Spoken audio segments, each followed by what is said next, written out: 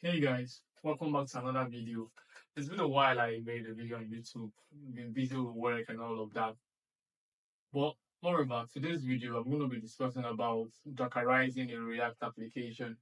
And Docker is one thing that a lot of us as software engineers, developers, web developers, mobile developers, whoever it is you are, would always come across and always use when deploying applications and when building applications.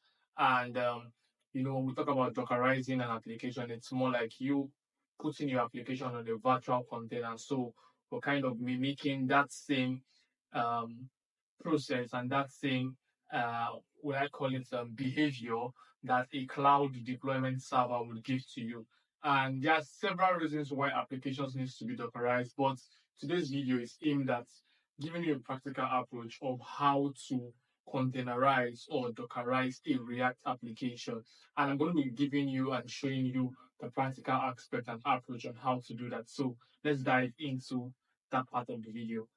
All right, so I've created a very simple boilerplate React application that got nothing on it right now. It's just bootstrapped using the Create React app, which you can also do with Vite. You can also do with whatever boilerplate you prefer using. And this is basically what we just have on our terminal. We don't have anything there. It's just a simple React application, which I'm going to be showing you how to make use of Docker. Now, the first thing we want to do here is to create our Docker file, and Docker file is basically named Docker file, nothing else. You can see the Docker icon, which shows this is the Docker file. Now, there are some pre-command that needs to be run on this file, and the first of them is basically for us to be able to run, we have to write what we call the image which we want to run the Docker file from. So there are several images. For mine, I'm just going to be using Node version 18, and I'm going to be using the Alpine version. I'm also going to be specifying the work directory, and for the work directory, it's going to be React Docker example. Now you may be wondering why am I using React Docker example, and that's basically because the name of my directory is React Docker example. So if yours was, let's say, React test, React app, test Docker, whatever it is, that's basically what you're going to be putting here. Now the next thing I'm going to be doing is I'm going to copy everything I have inside of my public folder, and that will be copied from this same directory, docker example slash public. Now what this basically means is I'm copying everything inside of my public folder, and my public folder resides inside of my root directory. I'm copying it into the Docker public folder, and you can see the public folder I have here, which is basically all of these stuffs. Now the next thing after this is also to copy everything I have inside of the source, and I'm going to be copying that from still the React Docker example source file, or source folder rather, because I mean it's a folder that's got several stuffs in it. And lastly, I'm going to copy the package.json, and that will be copied from the React Docker example also. And I'm going to run npm install, and finally my command to start the script is going to be npm start. Now this is basically what we need in this file. So right now I'm going to stop this terminal and run docker image build. This is basically for us to be able to build this particular application, so we can be assigned a tag ID from Docker, which we can now use to run the application. Because right now you will see the application is running normally using npm start, but I've cut short the terminal, I've stopped the terminal, so I can be able to run the Docker image build. And when I'm running the Docker image build, I need to give it a name. I'm just going to give it a React example image, and I'll call this the latest. So if I run this, this should run and assign to us a tag ID.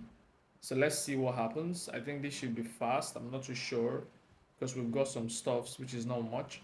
So now we have a Docker build successful, and once you run Docker images, you should see a lot of images which I have running, on my own end. But this is the one we're after, which is the React example image.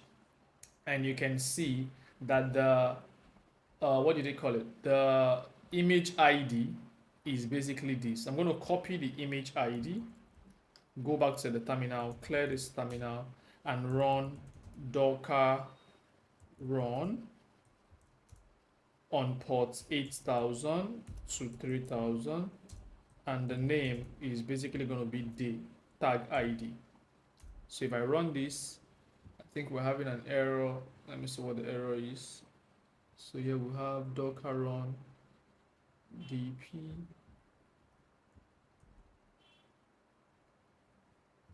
Okay, let me retype this. I think there's an error here. Docker run.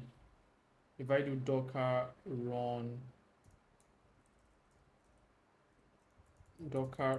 hyphen dp, then I'm going to 8000, 3000, name, React example container. That's going to be the name of our container. I'm going to pass the tag ID here. So I think this should start the application for us, I guess, if everything works fine. Yeah, our application is started. So if we go to the Docker desktop, I have what we call the Docker desktop, and I think you should also download that so you can be able to visualize your containers from here. And you can see now that we have a Docker image running, which is the React example container, which is what we've just created like right now from the terminal. You can see we created that from here. We basically did docker run. We ran the name of the container, which in our own case we said React example container. It could be X, it could be Y, it could be anything at all you want to name it. And I passed the image ID, and that basically started the application. And you can see from the Docker container that we have the application running. Now you can see it's running on this. So if we go to our ports, if we go to port 3000, and let's say we go to port 8000, we have the application running on port 8000. And this is basically telling you right now that our React application is now running via our Docker container. Because I mean, if you go back to the container and see it, you would see that we've got our application status as running. Now, this is a very simple step to set up a Docker container. So even if you have thousands of files within your application, even if you have hundreds of directories, it's still the same process. There is no difference between what has been implemented here and what you're still going to implement. Like I said, the only thing that would change in your own case is the name of your directory, which would basically be any name you give your directory. But in my own case, I named it React Docker example. And that's the reason why I have it like this. But the whole process of copying what you have in the public, copying what you have in the source, copying the package.json, and running the npm installed and starting the application, all of that is still going to remain the same. And that's basically it. Right now, this is just a very simple way to start up your React application on Docker. And for any reason you want to deploy your application to cloud servers that requires you to containerize your application, it's still the same approach. And that's the major reason why this video was created. Let me know if you have any comments. Let me know if you have any questions. You can drop them in the comment section. And likewise, I would love you share this video with other developers who are your friends, colleagues, whoever it is that is having issues with, Dockerizing applications. Majorly not React, but I mean, React, Node, whatever it is, it's similar process. And that's basically it. I'll see you in the next video.